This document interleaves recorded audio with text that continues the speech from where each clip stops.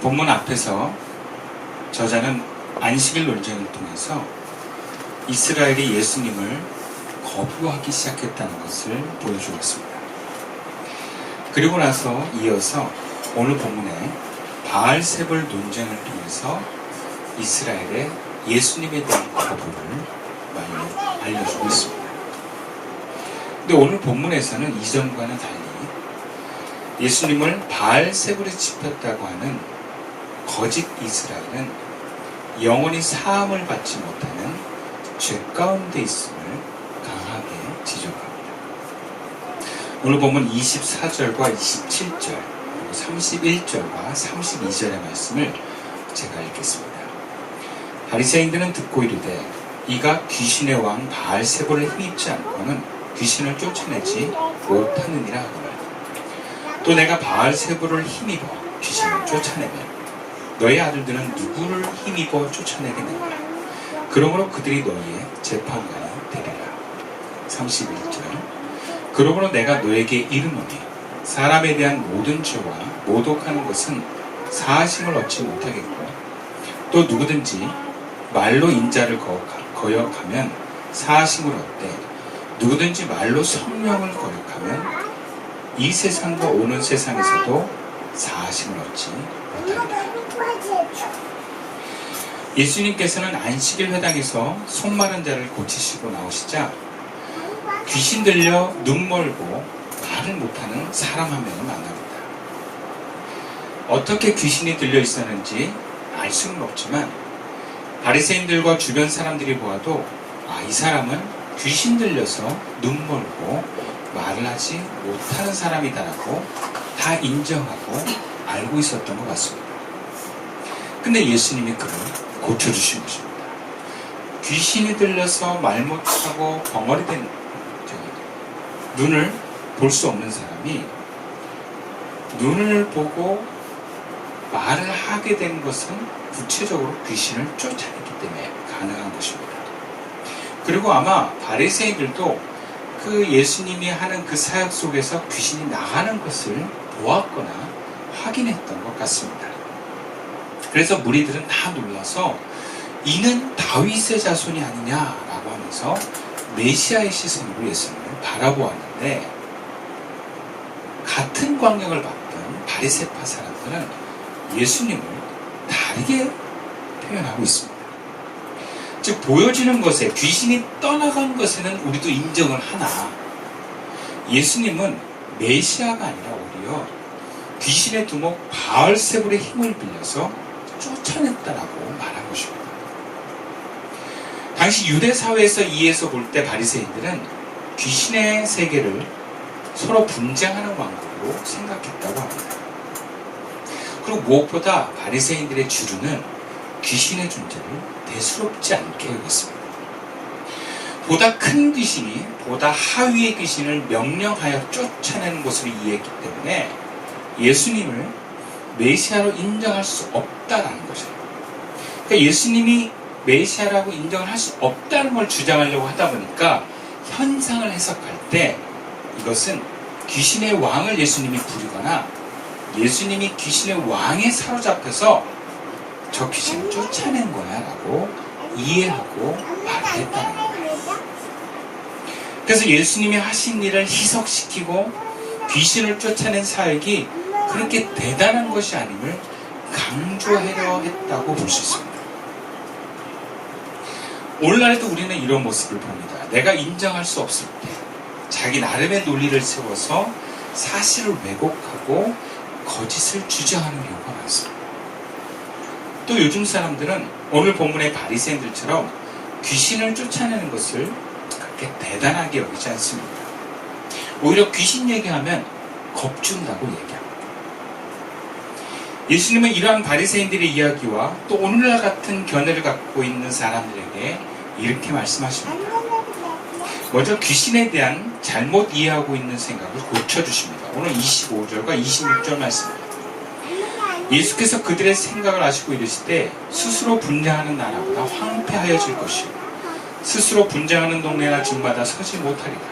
만일 사탄이 사탄을 쫓아내면 스스로 분쟁하는 것이니 그리하고야 어떻게 그의 나라가 서게 됩니다. 예수님은 귀신의 세계를 인간의 세계처럼 분열하는 왕국으로 이야기하지 않습니다. 예수님께서는 사탄의 왕국이 하나같이 똘똘 뭉쳐서 단합된 왕국이라는 거예요. 귀신들은 서로 싸우지 않는다라는 겁니다. 그래서 29절에 예수님은 사단을 강한 자라고 보았습니다. 귀신이 쫓겨나가는 것은 귀신의 세력이 아니라 결국 다른 왕국의 세력에 의해서 쫓겨나가는 것이라는 것이에요. 그리고 예수님은 그 자신이 귀신을 쫓아낸 것은 사탄의 힘이 아니라 성령을 힘입어서 쫓아낸 거다 라고 말씀하세요. 28절 말씀입니다. 그러나 내가 하나님의 성령을 힘입어 귀신을 쫓아내는 것이면 하나님의 나라가 이미 너희에게 임하였느니라. 그리고 예수님께서는 그 예수님의 축기 사역을 귀신의 왕 바알세몬을 힘입는 사역이라며 폄하한 바리새인들을 향해서 이전에 없던 강력한 말씀으로 심판을 선언하십니다. 31절과 32절 말씀이에요. 그러므로 내가 너에게 이르노니 사람에 대한 모든 죄와 모독은 사심을 얻되 성령을 모독하는 것은 사심을 얻지 못하겠고 또 누구든지 말로 인자를 거역하면 사심을 얻되 누구든지 말로 성령을 거역하면 이 세상과 오는 세상에서도 사심을 얻지 못하리라. 그렇게 인자와 자비가 많으신 예수님께서 처음이자 마지막으로 사심을 얻지 못한다라고 선포하십니다. 이것은 구체적으로 성령을 모독하는 것에 대해서 말씀하시는데 여기 성령을 모독하는 것은 다른 번역 성경에서 특히 개역 한글에서는 성령을 회방하는 것으로 표현합니다. 이것은 구체적으로 본문에서 성령의 사역인데도 이거를 귀신의 사역이다라고 폄하하는 것입니다. 여기서 모독이라고 하는 단어는 헬라어로 신성 모독이라는 뜻을 갖고 있습니다. 하나님께 돌릴 것을 하나님이 아닌 무언가에게 돌리거나 하나님께 속한 것을 인간의 단계로 격화시킨다는 뜻을 갖고 있습니다. 그리고 사심을 못한다는 것을 포함해서 풀어서 해석하면 이런 거예요. 성령은 예수님 안에서 하나님 나라를 구현하는 겁니다.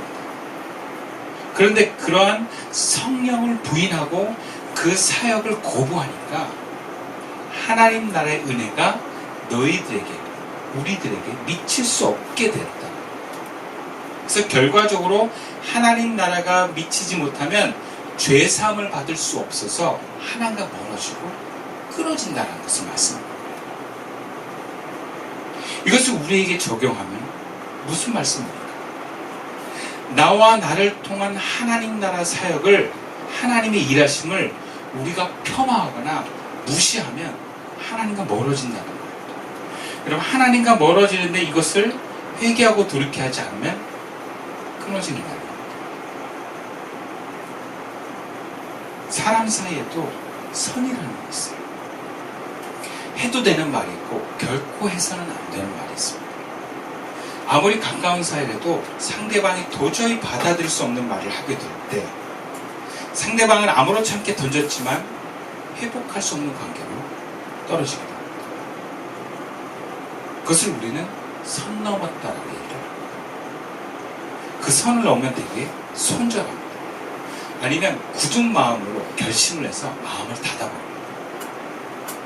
부부가 이혼하지 않았다고 평생 그런 말을 한 적이 없다고 생각할지는 모르지만 어떤 면에서는 부부 사이에서도 그런 말 하나 때문에 평생을 마음 한구석에 담을 쌓고 지내는 경우도 많이 있다고 합니다. 상처받고 마음에서부터 손절하는 대상을 향해서 속이 좁다고 말하고 그 내가 뱉은 말의 무게를 가볍게 할 수 있지만 받아들인 사람은 다르게 느낄 수 있어요. 그러니까 시각차도 달라요, 사람은. 그래서 어떤 면에서는 그 말의 경중을 말한 사람이 아니라 그 말을 듣는 사람의 기준으로 봐야 된다는 얘기도 합니다. 이것은 하나님과 우리 사이에서도 일어날 수 있습니다. 내가 생각하고 보기에는 별것 아닌데 그러한 하나님의 메시지와 뜻이 하나님의 기준에서는 결코 넘어서는 안 되는 아주 중요한 행위일 수 있습니다. 나는 아무렇지 않게 여기는 말과 행동도 하나님의 시선에서는 결코 수용할 수 없는 행동들이 있어요. 말이 있어요. 예를 들어서 출애굽기에 제사장의 아론의 아들 나답과 아비후가 성경에서는 이렇게 얘기합니다. 하나님이 명하지 않은 불로 성막에 불을 밝혔는데 하나님이 이 두 아들을 죽여버렸다.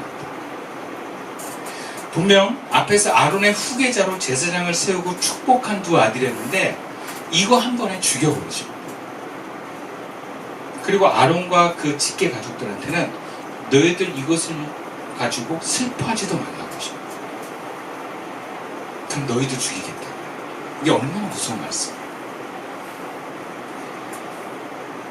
사건이 일어났는데 나답과 아비후와 어쩌면 그것을 지지하는 사람들의 시선과 그 사건을 바라보는 하나님의 시선이 너무 차이가 크다는 것을 보여주는 사건. 이것은 중간중간에 아주 많이 나옵니다. 초대교회 때도 아나니아 삽비라는 분과 예수를 믿고 재산을 교회에 드렸는데 반만 드렸습니다. 그럼 50%의 재산을 교회에 헌납하는 게 얼마나 귀합니까? 근데 다 드렸다고 거짓말합니다.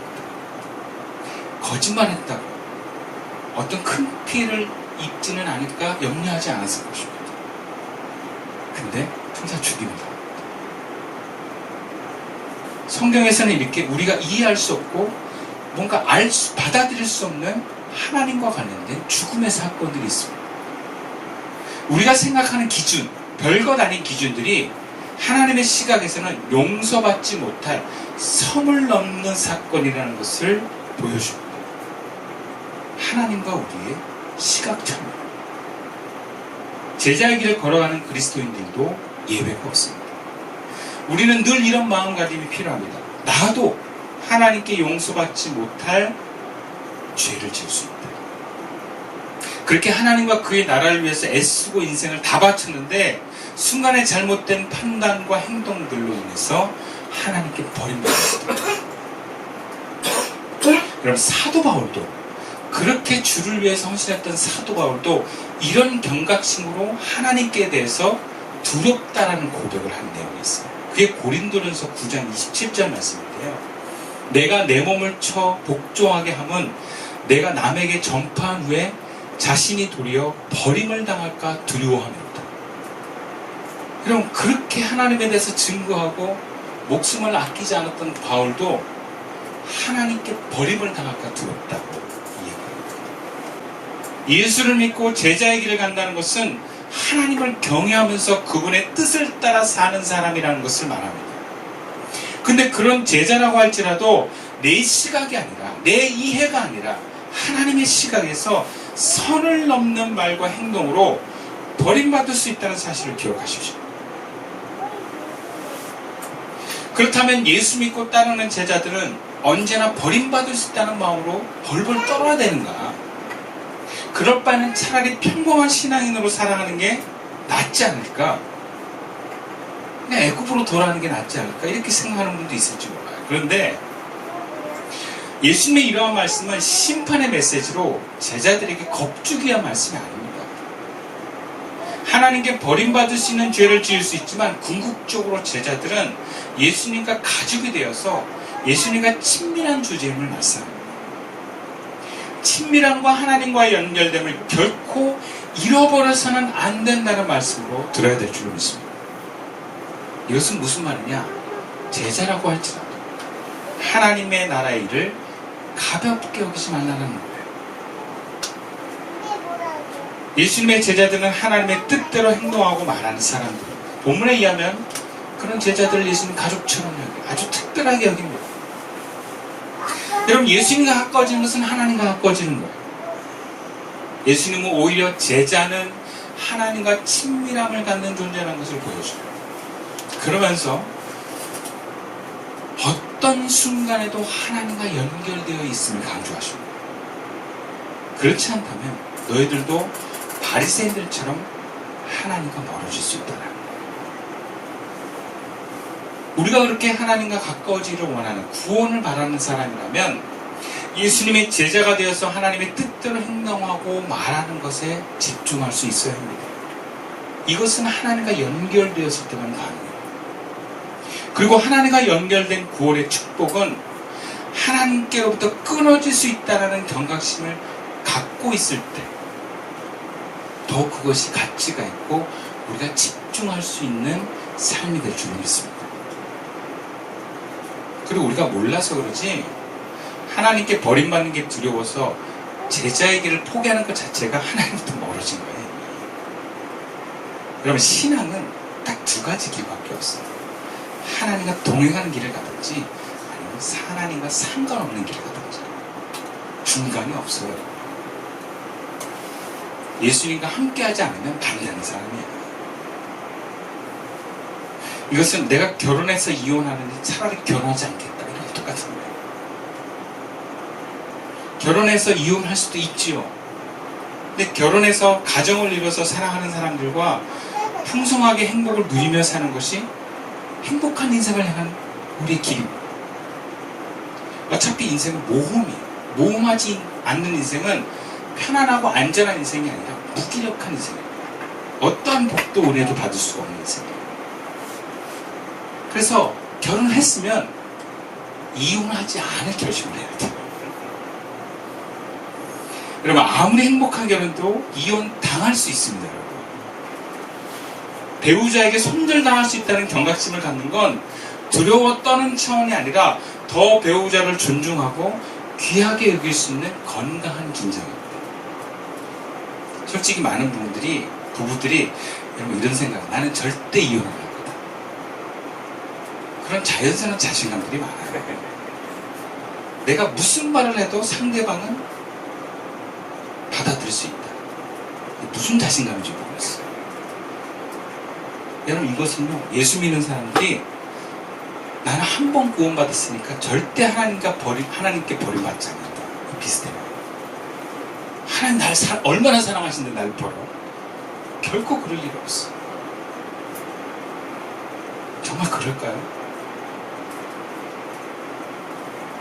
물론 큰 틀에서는 그렇습니다. 하나님을 버리지 않아요. 큰 틀에서. 근데 하나님은 우리를 버리지 않는다고 하는데 내가 하나님과 상관없는 삶을 살고 있다. 하나님의 생명의 은혜가 나에게 흐르지 않는다면 그럼 그게 무슨 의미가 있습니까?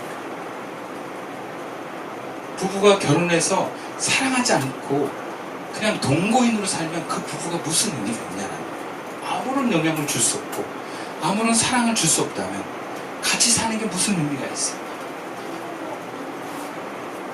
그럼 부부는 사랑하며 살라고 맺어주신 인연이에요. 하나님이 우리를 구원하신 건 하나님과 우리가 교제하면서 사랑하고 풍성함을 누리며 살라고 구원하신 줄 믿습니다. 예수 믿으면 은혜를 받아야 됩니다. 예수 믿으면 하나님 신 은혜를 누리는 것이 예수 믿은 자녀들의 특권.